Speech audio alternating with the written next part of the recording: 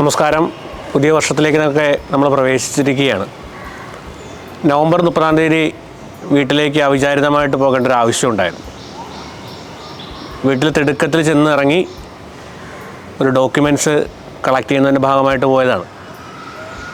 വീട്ടിൽ പറയാതെയാണ് ചെന്നത്. അതിവേഗം ചെന്ന് വീട്ടിലേക്ക് പ്രവേശിച്ച് അവിടെ ഇരിക്കുന്ന ഫയൽ എടുക്കാനായിട്ട് തിടുക്കത്തിൽ പായുമ്പോൾ അമ്മ ഇങ്ങനെ പറഞ്ഞു, ഇന്ന് അപ്പൻ്റെ ബർത്ത്ഡേ ആണ് കേട്ടോ, അപ്പൻ്റെ ജന്മദിനമാണെന്ന് പറഞ്ഞു. അപ്പം ഞാൻ എന്ന് പറഞ്ഞുകൊണ്ട് അകത്തേക്ക് കയറി ആ ഫയൽ എടുത്തുകൊണ്ട് തിരിച്ച് പോരുകയാണ് ഇത്. തിരിച്ചവിടെ തന്നെ വീടിനടുത്ത് തന്നെയുള്ള ഓഫീസിൽ അത് ക്രമപ്പെടുത്തി ഉച്ചയോടുകൂടി തന്നെ തിരിച്ച് വീട്ടിലേക്ക് ചെന്നു. ഉച്ചഭക്ഷണം കഴിച്ച് അതിവേഗം തിരിച്ച് ആശ്രമത്തിലേക്ക് പോരുകയാണ്. പോരുന്ന വഴിയിൽ എൻ്റെ മനസ്സിൽ മുഴുവൻ ഉണ്ടായിരുന്നത് അമ്മയുടെ വർത്തമാനമായിരുന്നു, അപ്പൻ്റെ ജന്മദിനമാണെന്ന് എന്ന്. ഇന്നോളം ഒരിക്കൽ പോലും അപ്പൻ്റെ ജന്മദിനത്തിന് ഹാപ്പി ബർത്ത്ഡേ പറഞ്ഞതായിട്ട് എൻ്റെ ഓർമ്മയിലില്ല.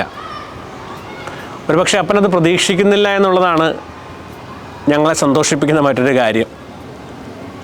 ഓരോ വർഷം കൂടുന്തോറും അപ്പനെന്ന അത്ഭുതം നമ്മളെ അത്ഭുതപ്പെടുത്തിക്കൊണ്ടിരിക്കുകയാണ്. ഞങ്ങൾക്കറിയാം കൃത്യമായിട്ട് ബാല്യത്തിലൊന്നും അത്രമേൽ 100% നീതി പുലർത്തിയിട്ടുണ്ടോ എന്നുള്ളതിലൊക്കെ സംശയമുണ്ട് അപ്പൻ ഞങ്ങളുടെ ജീവിതങ്ങളിൽ. എങ്കിൽ തന്നെയും ഏറ്റവും വലിയ നന്മയെന്ന് പറഞ്ഞാൽ അപ്പനെ കാര്യമായിട്ട് പരിഗണിക്കാറില്ല. ഇന്നും ദൈവകൃപയാൽ തൻ്റെ അധ്വാനം കൊണ്ട് ജീവിക്കുകയും തൻ്റെ ജീവിത പങ്കാളിയെ പോറ്റുകയും തൻ്റെ പരിസരങ്ങളെ കൃത്യമായിട്ട് ക്രമപ്പെടുത്തുകയൊക്കെ ചെയ്യുന്നത് അപ്പൻ്റെ അധ്വാനം കൊണ്ട് തന്നെയാണ്. മക്കളുടെ യാതൊരു വിധത്തിലുള്ള സമ്പാദ്യങ്ങളും അപ്പൻ്റെ ജീവിതത്തിന്, അപ്പൻ്റെ അമ്മയുടെയും ജീവിതത്തിലെ അതൊരു അത്യന്താപേക്ഷിതമായ ഘടകവുമല്ല ഇന്നും ദൈവകൃപയാൽ. എന്നിട്ടും അപ്പൻ്റെ റോള് കുറേ ചുരുക്കുന്നുണ്ട്.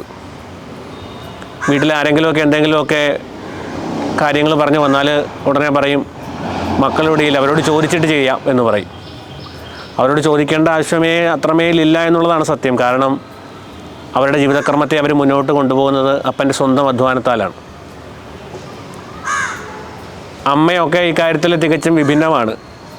നമ്മൾ പറയും നമ്മുടെ എല്ലാവരുടെയും അമ്മമാർ പരിശുദ്ധ കന്യകാമറിയമാണെന്ന് പറഞ്ഞാൽ പോലും അമ്മയുടെ ജന്മദിനമൊക്കെ നമ്മൾ കൃത്യമായിട്ട് വിളിച്ച് വിഷ് ചെയ്തില്ലെങ്കിൽ ഉച്ചയാകുമ്പോഴങ്ങനെ അറിയാതെ വിളിച്ചു പോയാൽ ഉടനെ പറയും ഇന്നെൻ്റെ പിറന്നാളായിരുന്നു, രാവിലെ തന്നെ വിളിച്ചില്ല എന്ന്.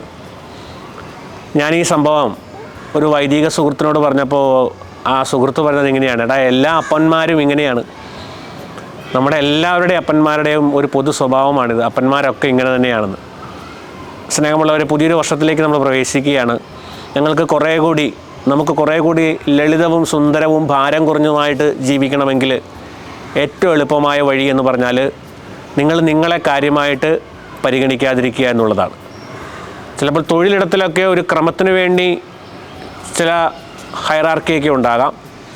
അതൊക്കെ അത്യന്താപേക്ഷിതവുമാകാം. കാരണം ഒരു ക്രമത്തിൽ അത് മുന്നോട്ട് പോകണമെങ്കിൽ അതിന് പുറത്ത് ഒരിടത്തും നിങ്ങളെ കാര്യമായിട്ട് പരിഗണിക്കരുത്.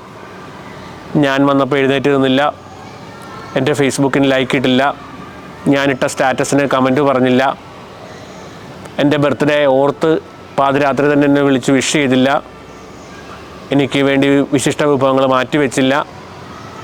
അങ്ങനെയുള്ള ചെറിയ സങ്കടങ്ങളുണ്ടല്ലോ. ആ സങ്കടങ്ങൾ ഈ പുതുവർഷത്തിൽ കാര്യമായിട്ട് പരിഗണിക്കാതെ ജീവിതത്തെ മുന്നോട്ട് കൊണ്ടുപോകാനായിട്ട് നമുക്ക് കഴിയട്ടെ. നമുക്ക് നമ്മളെ കാര്യമായിട്ട് പരിഗണിക്കാതെ നമ്മളെ വലിയ സംഭവമായിട്ട് ചിത്രീകരിക്കാതെ നമുക്ക് സഞ്ചരിക്കാൻ കഴിഞ്ഞാൽ കുറേ കൂടി ഭാരം കുറഞ്ഞ് നമുക്ക് സഞ്ചരിക്കാൻ കഴിയും. എല്ലാ അപ്പന്മാർക്കും നല്ല നമസ്കാരം.